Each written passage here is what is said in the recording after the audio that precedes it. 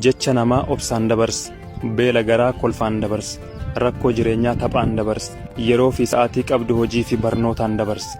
Akka namaan ta'a osoo hin taane akka keen ta'aadhaaf hojjedhu, jireenya mataa keetii yeroo carraaqqattu akka nama waggaa 1000 lafa kanarra jiraataarutti carraaqi.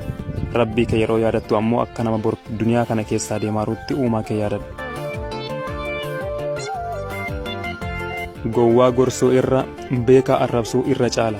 Sababni isaa gowwaaf gorsi arrabsoodha, beekaaf immoo arrabsoon gorsa waan ta'eef.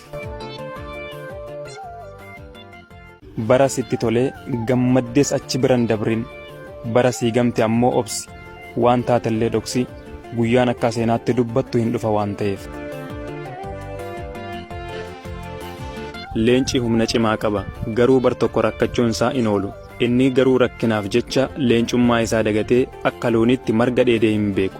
Atis namummaa kee dagattee rakkinaaf jecha hin gabroomin, rakkinaaf jecha hin sobin, rakkinaaf jecha haqa namaa hin nyaatin, rakkinaaf jecha bakka sin fakkaanne hin dhaabbatin.